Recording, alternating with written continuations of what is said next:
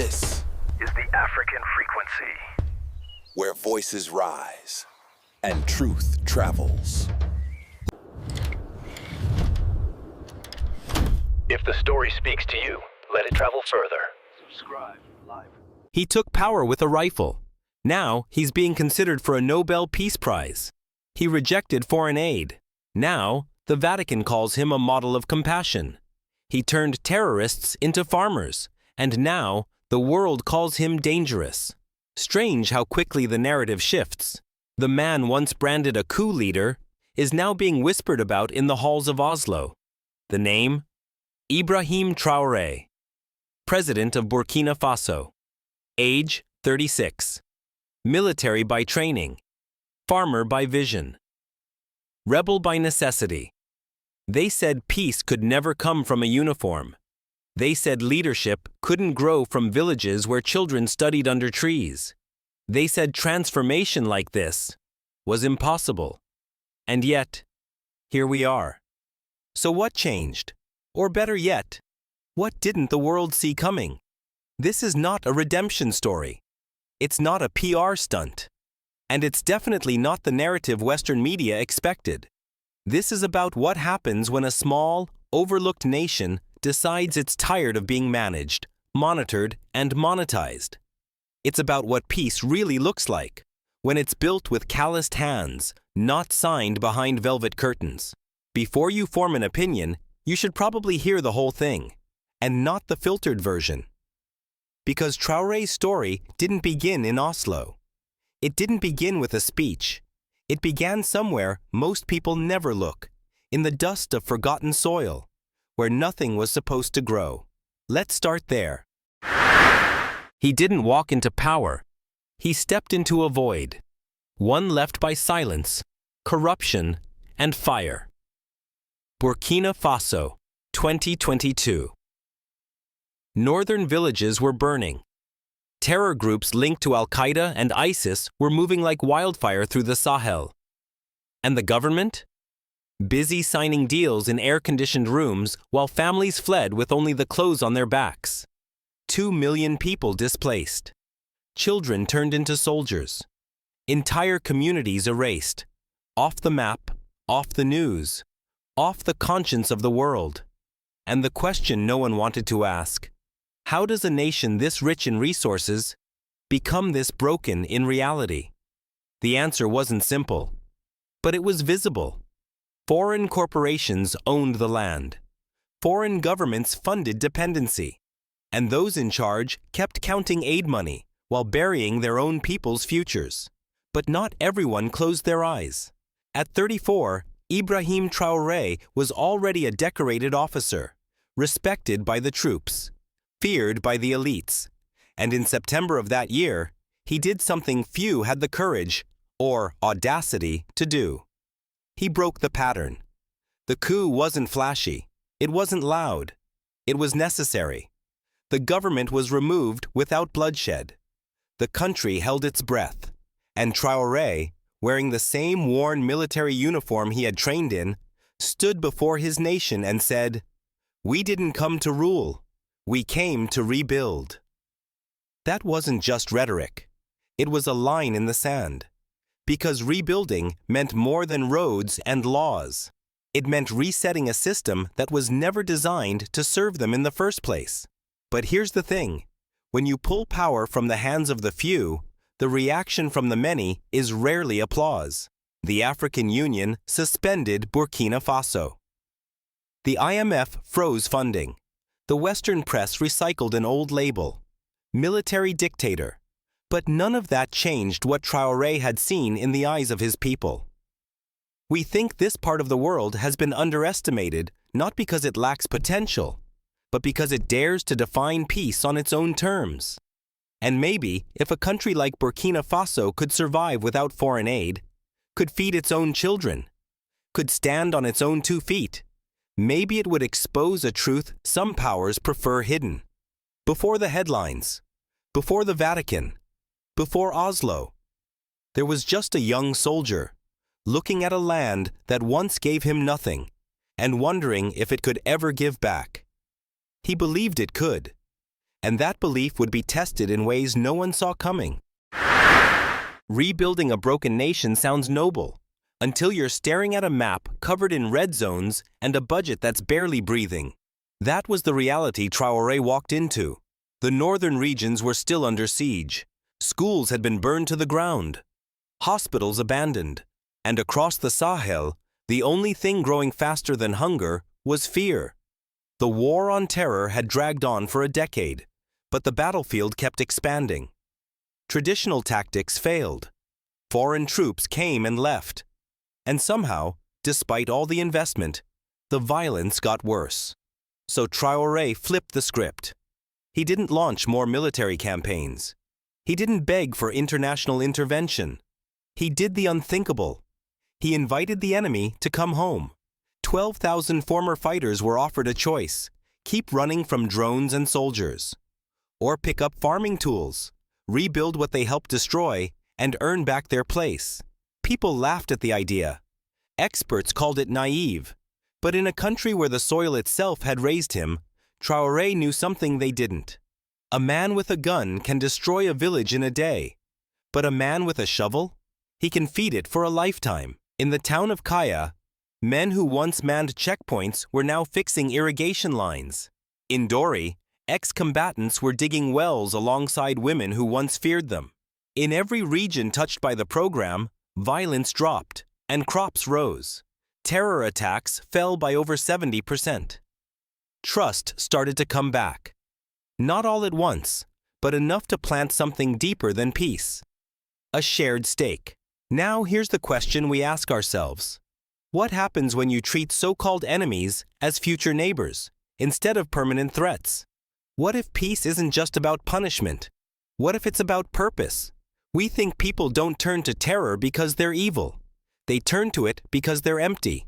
And maybe, just maybe, if you fill that void with land, dignity, and hope, you rewrite the rules entirely. Of course, not everyone agreed. Some said it was reckless. Some said it was soft. But when the harvests came in and former fighters started sending their kids to school, the numbers made more noise than the critics ever could. This wasn't about forgiveness. It was about function. Because a country can't survive if half its people are trapped in cycles they never chose. The bigger win? Burkina Faso didn't just neutralize a threat. It turned that threat into labor, land, and learning. It turned fear into food. And if that's not a revolution, we don't know what is. So if one broken system could be flipped, what else could be reimagined? If the men once blamed for destruction can now grow maize with their former enemies, what could happen if the land itself was reclaimed too? If you've ever wondered what happens when a country stops renting its future, you're going to want to see what came next. But first, if this is the kind of story that gives you chills instead of cynicism, go ahead and tap that subscribe. Not because it helps the algorithm, but because it helps us keep telling what they're not showing. Let's keep going. They took back the people. Now, it was time to take back the land. For decades, the most fertile soil in Burkina Faso wasn't in the hands of the people who needed it. It was owned by corporations with offices oceans away. While local farmers worked as laborers on land passed down through generations, their harvests were shipped out, and their children went to bed hungry. It wasn't just exploitation. It was humiliation baked into daily life. Traoré called it by name, economic colonization. And he didn't ask for permission to end it. He nationalized 3.8 million hectares of foreign-held farmland. Overnight. No meetings, no diplomatic dances, just a declaration. The land is not for sale. It belongs to those who work it, who love it, who live by it. The West called it radical. Markets panicked. Officials warned of instability. But in the villages of Pella and Zunduayogo, where farmers had once begged for access to their own land, people just called it fair. Before, they grew someone else's wealth. Now, they grow their own food. One farmer put it simply, "We used to live like strangers in our ancestors' fields. Now we walk the soil like owners, not shadows." Food markets began to overflow. Children who once skipped meals now had lunch every day. And for the first time in decades, Burkina Faso wasn't just feeding itself. It was rebuilding its pride. Of course, this came at a cost. Foreign investment slowed. Old allies went silent, and not everyone inside the country welcomed the shift. Some elites lost privileges, some deals were broken, and the global press did what it always does when power changes hands without Western approval. They called it chaos. But from our point of view, what's more chaotic? A starving nation exporting food it doesn't eat? Or a leader forcing the economy to serve the people it was meant to serve in the first place? We think stability without sovereignty isn't peace. It's paralysis. And Traoré didn't want paralysis. He wanted motion. Forward. Together. Even if it meant walking alone at first. Because once you take back the people, once you take back the land, you begin to realize the fight isn't just against poverty or violence. It's against the story others keep writing for you. And in Burkina Faso, that story was about to be rewritten. Again. When you give people land, they plant food. But what happens when the land itself is dying? The Sahel wasn't just poor. It was drying up. Year after year, the rains came late. Or didn't come at all.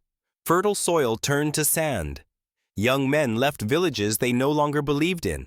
Some ran to cities. Others, to guns. Climate change wasn't a headline here. It was the heat on your back, the crack in your roof, the hunger in your child's cry. So Traoré didn't wait for a UN panel or another international study. He launched something bold enough to sound impossible. Plant 800 million trees across Burkina Faso, Mali, and Niger. Not aid, not awareness, just action. They called it the Sahel Life Alliance. And for the critics who rolled their eyes, village women, elders, and former fighters picked up shovels and proved them wrong. From Ouagadougou to Koro, nursery gardens popped up beside schools. Irrigation lines replaced conflict zones. And in places where trees hadn't grown in decades, roots began to take hold again. A woman in Seno said it best. We used to walk 5 miles for firewood. Now we grow it behind our homes. Desertification slowed. Shade returned. And with it, something deeper. Belonging. People weren't just fighting the climate. They were reclaiming control. We think that's what climate justice looks like when it's lived, not theorized. Not carbon credits or summit selfies, just hands in soil. And results. Sure, the experts said it wasn't scalable, that it lacked funding, that it would fail. But they didn't see the boys in Dori who now raise goats in reforested hills. Or the girls in Fada who water saplings after school like their family. Before, the land pushed them out. Now, it gives them a reason to stay. And if replanting a region can bring back trees, jobs, and trust, what else can be rebuilt from the ground up? Here's the thing.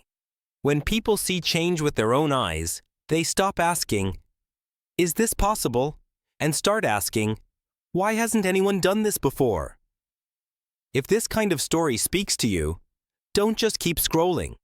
Drop a comment, tell us what your version of peace would look like if it grew from the ground up. Because these stories aren't just to be watched. They're meant to spark something. And this one's just starting to take root. You can fix the land. You can even fix the food. But what happens when the damage is inside the people? The truth is, Burkina Faso wasn't just starving. It was neglected. Not by nature, not by fate, but by years of leadership that saw rural citizens as statistics, not souls. In villages like Tugan and Bono, kids were learning under trees. Mothers gave birth on dirt floors. Entire regions went years without seeing a doctor. And for many, hope was a luxury they couldn't afford. So Traoré didn't talk about reform. He cut 60% of bureaucratic spending, then sent every saved dollar straight to schools and clinics. No speeches, no press tours, just bricks, just buildings. And just 18 months later, 2,400 new schools, 700 new healthcare centers, no foreign consultants, no billion-dollar partnerships, just people building for people, on land they now owned. In the village of Bonora, a teacher named Aminata Konate said it like only someone who lived it could. My students used to come to class with empty stomachs and dull eyes. Now they eat, they laugh, they dream. And here's what most outsiders miss. This wasn't just a government program. It was personal. The same grain grown by former militants in peace farms, now part of the daily school lunch program. The same families who fled from war, now returning home to find clinics built beside the same wells they once drank from as children. It became a full circle. Feed the land. The land feeds the people. The people build the future. We think real development doesn't happen through big speeches or foreign frameworks. It happens when a mother no longer has to choose between medicine and food. When a kid finally stops dreaming of leaving. Because now, he has something to stay for. Of course, there were losses. Some NGOs pulled out. Some foreign aid pipelines dried up. But what was gained was ownership. And that's something no external funder could ever provide. Before, the people survived within a system built for outsiders. Now, they were rewriting the blueprint for themselves. And the world, whether it liked it or not, was starting to notice. He didn't ask for the world's approval, but one day, it came anyway, dressed in white robes and gold rings. On July 1st, 2025, in front of thousands at St. Peter's Square, Pope Leo XIV did something no pontiff had ever done. He publicly endorsed a sitting African head of state for the Nobel Peace Prize. Not for diplomacy, not for theology, but for feeding children, planting trees, and healing his people with his hands. When I pray for peace, the Pope said, I see the face of a young soldier from Burkina Faso. He does not walk the halls of Rome, but he treats the poor as his sanctuary. It was more than symbolic. It cracked open a global conversation that had long been sealed shut. Suddenly, the same governments that once condemned Traoré now had to confront what their critics had been whispering for years. If a coup-born leader could stabilize his country, feed his citizens, lower violence, and walk away from foreign debt, then maybe the problem wasn't how he rose. Maybe the problem was who he didn't answer to. And the world doesn't like when you stop asking permission. In Paris, Washington, and Brussels, narratives began to shift. In Brazil, the president called him the new Sankara in uniform. In Russia, the foreign minister said, he builds systems, not slogans. But for the people on the ground, this wasn't a debate. It was their daily life. Before, no one knew where Burkina Faso was. Now, it was trending. But the real win? Burkinabe kids could finally pronounce the word future without laughing. We think recognition is nice. But results? That's what keeps a country breathing. Of course, there was a cost. International lenders began circling again. Not with interest, but with caution. Some within Africa's old guard questioned what the AU really stood for.